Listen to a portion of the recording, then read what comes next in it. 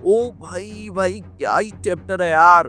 One piece का chapter 1163 आ चुका है फाइनली गाइस। और इस चैप्टर का टाइटल है प्रोमिसेस। अब देखते हैं इस चैप्टर में कि ये प्रोमिसेस फुलफिल होते हैं या नहीं, क्योंकि ओडा सेंसे अक्सर मिस्ट्री छोड़ कर ही रखते हैं, तो ऐसा लगता नहीं है कि इसमें कोई प्रॉमिस फुलफिल होगा। तो चैप्टर को देख लेते हैं गाइस, क्योंकि ये चैप्टर बहुत ही ज्यादा मजेदार है, क्योंकि इसमें कुछ ऐसा होने वाला है जिसकी किसी ने उम्मीद भी ना करी हो। जैसा कि हमने लास्ट चैप्टर में देखा ही था कि सैटर्न के ऊपर ईमो आ चुका है, और यहाँ पर हम उसकी फॉर्म देखते हैं, और सैटर्न की फॉर्म में ईमो बहुत ही ज्यादा खतरनाक लग रहा है, मतलब एकदम डरावना सा क्रीचर लग रहा है। और वहीं पर जितने भी मरीन्स है वो सारे के सारे कंफ्यूज हो रहे हैं कि आखिरकार ये कौन है, ये क्या फॉर्म है।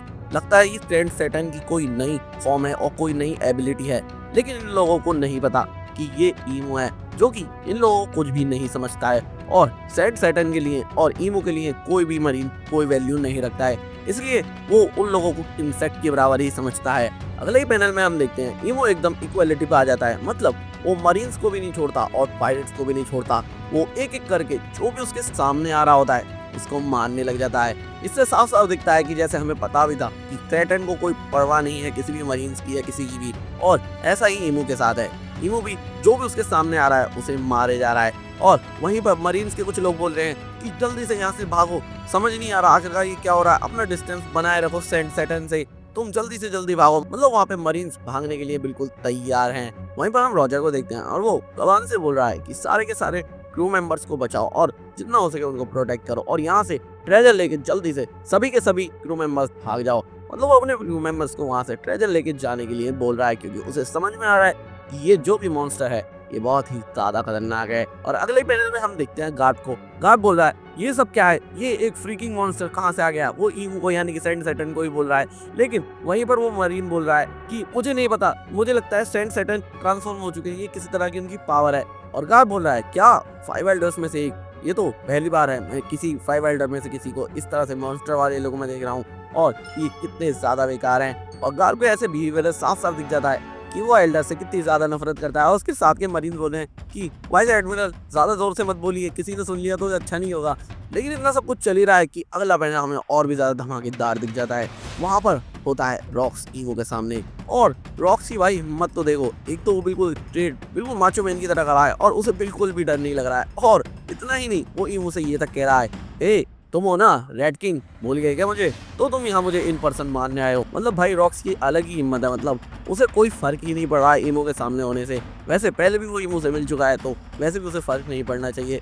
तभी ईमो बोलता है तो तुम हो यहाँ पर डेवी जोन्स, और वो उसको डेवी जोन्स भी बोल रहा है। तभी रॉक्स बोलता है मुझे लगता है तुम मुझे गलत आदमी समझ रहे हो, मैं तो डेवी जोन्स नाम के किसी आदमी से कभी मिला भी नहीं हूँ। और रॉक्स बोलता है कि मुझे लगता है प्रोमिसेस इसलिए रखे जाते हैं ताकि उन्हें निभाया जाए। ईमो उसके रिप्लाई में बोलता है इसी वजह से मुझे तुम्हें हिस्ट्री से पूरी तरह से इरेज करना है, मुझे डेवी क्लेंस का नाम बिल्कुल खत्म कर देना है। मतलब यहाँ पर किस प्रॉमिस की बात हो रही है ये अभी तक रिवील नहीं करा गया है। और ईमो बहुत ही ज्यादा खतरनाक फॉर्म में है, और वो बस किसी भी तरह से उसे मारना चाहता है। लेकिन ईमो जैसे ही सैटर्न की बॉडी से उस पर अटैक करता है, तो रॉक सैटर्न का पूरा हाथ ही कट कर देता है और बोलता है ये दुनिया सिर्फ तुम्हारी नहीं है, समझ में आया। मतलब यहाँ पर रॉक फुल चैलेंज वाले मोड में है कि तुझे जो करना है वो कर, मैं तो वो करके रहूंगा जो मुझे अच्छा लगेगा।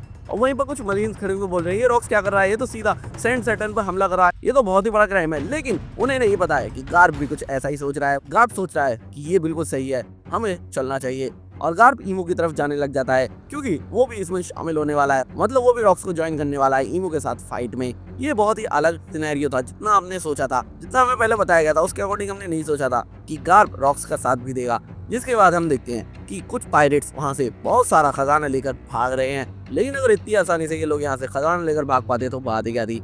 और वहीं पर हम जॉन को देखते हैं, और वो कह रहा है सो ये गुड बाय है हमारा रॉक्स पायरेट। दूसरी तरफ हम ड्रैगन को देखते हैं, और वो काफी ज्यादा परेशान है, वो सिर्फ भागे ही जा रहा है। उसके सामने एक नेवी शिप है, और वो सोच रहा है कि वो शैंक्स को उसी में रख देगा। लेकिन तभी हमला अचानक से होता है। जॉन अपनी पावर एक्टिवेट कर देता है। एक्चुअल में उसकी कोई ऐसी पावर है जिससे वो सारे के सारे मेटल को अपनी तरफ खींच रहा है, काइंड ऑफ किड की तरह बोल सकते हैं। और उसकी वजह से सारा का सारा ट्रेजर उसी की तरफ आ रहा है, और सभी के सभी ट्रेजर चेस्ट भी खुल रही है, मतलब सब कुछ इधर उधर बिखर रहा है। एक्चुअल में जॉन के पास है मैग्नेट पावर, लेकिन जब वो ये सब कर रहा होता है तो दूसरा पायरेट आकर उस पर अटैक कर देता है, जिसकी वजह से वो सारा का सारा ट्रेजर चेस्ट नीचे को गिर जाते हैं, और इधर उधर सारा का सारा ट्रेजर बिखर जाता है। वहीं पर शीकी बोल रहा है, ए गांजियो, तुमने आखिरकार जॉन पर अटैक क्यों करा था? और वो बोल रहा है, शीकी क्या तुम्हें सच में लगता है ये जॉन हमारे साथ ये सारी की सारी लूट बांट था? ये इनमें एक एक ट्रेजर चेस्ट की वैल्यू बिलियंस में है, तुम्हें क्या लगता है ये हमें देता कुछ भी? मतलब यार इन लोगों के भी ट्रेजर को लेकर ही लड़ाई चल रही है, लेकिन आइलैंड के दूसरी साइड कुछ और ही हो रहा है। वहाँ पर हम देखते हैं गार्प को। गार्प जा रहा है सीधा ईमू से भिड़ने के लिए, लेकिन जितने भी वहाँ मरीन्स हैं वो सारे के सारे गार्प को रोकने की कोशिश कर रहे हैं, लेकिन हमें पता है गार्प को वो लोग नहीं रोक पाएंगे। और फाइनली आ जाता है एक एपिक मोमेंट जहाँ पर ईमू को मारने के लिए यहाँ पर वन पीस वर्ल्ड के मोस्ट लेजेंडरी 6 कैरेक्टर्स एक साथ इकट्ठा हो जाते हैं सिर्फ ईमू के अगेंस्ट। और इसमें है big mom, Kaido, white beard, rocks, Roger और यहाँ तक कि गार्प भी, जबकि वो पायलट नहीं है पर वो भी ईमो के अगेंस्ट है। और अगले ही पैनल में हम देखते हैं इन सभी लोगों का एक सिग्नेचर मूव जहाँ पर गैलेक्सी इंपैक्ट गार्प यूज करता है और वो 6 के 6 लोग अपना सिग्नेचर अटैक यूज करते हैं और ये पैनल काफी ज्यादा खतरनाक होता है। मतलब ईमो के चिथड़े से उड़ जाते हैं इसमें, लेकिन यार इन लोगों को नहीं पता है कि ईमो इतनी आसानी से नहीं बनने वाला। अगले पैनल पर हम देखते हैं कि ईमो धीरे धीरे रीजनरेट करना शुरू कर देता है और दूसरी तरफ ड्रैगन वहीं पर नीचे पड़ा है, लेकिन शेंक्स अपने आप चलकर एक ट्रेजर चेस्ट की तरफ जा रहा है। इससे हमें क्लियर हो जाएगा कि इस ट्रेजर चेस्ट की तरफ जाकर शेंक्स उसी में बंद हो जाएगा, जिसके बाद वो रॉजर पायरेट्स को मिल जाएगा क्योंकि वो उस ट्रेजर चेस्ट को लेकर जाएंगे। और यहीं पर हम देख रहे हैं कि ईमो काफी हद तक रीजनरेट हो चुका है, लेकिन गार्प और रॉजर अलग ही बहस कर रहे हैं कि मेरे एक अटैक से ये खत्म हो गया, देखा तूने? और रॉजर बोल रहा है कि नहीं, मैंने इसे मारा है, तूने नहीं। लेकिन लोगों को नहीं पता कि ईमो अभी भी जिंदा है, उसे कुछ भी नहीं हुआ है। रॉक्स यहाँ पर एकदम शॉक है और ईमो ने यहाँ पर नोटिस कर लिया है कि ब्लैक बियर्ड और ब्लैक बियर्ड की मगर यहाँ से भाग रहे हैं और रॉक्स ने भी ये चीज नोटिस कर लिया और बोल रहा है कि हिम्मत भी मत करना उस तरफ नजर करने की, समझ में आया? मैं तुम्हें जिंदा नहीं छोड़ूंगा। और उस पर रॉक्स अटैक करे जा रहा है, लेकिन ईमो कमजोर नहीं है, ईमो ने भी उस पर अटैक कर दिया है। और यहाँ पर रॉक्स काफी ज्यादा गुस्सा है क्योंकि वो उसके बीवी और बच्चे पर नजर लगाए हुए है और रॉक्स ने ऑब्वियसली बोला था कि मैं तुम्हें अपनी बीवी बच्चों को नहीं मारने दूंगा, लेकिन ईमो अपने स्टाइलिश वे में बोल रहा है कि क्या मैं मारूंगा? नहीं नहीं, तुम ही अपनी फैमिली को मारोगे, तुम ही पूरी डेवी क्लैन का सफाया करोगे। और फाइनली ईमो यूज कर लेता है डोमी रिवर्सी और हम देखते हैं कि रॉक्स भी डीमन में ट्रांसफॉर्म हो चुका है। और इसी के साथ हमारा ये चैप्टर खत्म हो जाता है। अब अगले चैप्टर में हमें पता चलने वाला है आखिरकार रॉक्स के साथ क्या होगा। गाइस ये चैप्टर काफी ज्यादा इंटरेस्टिंग था। अगर तुम्हें पसंद आया तो वीडियो को शेयर कर दो, वीडियो को लाइक करके चैनल को सब्सक्राइब कर दो।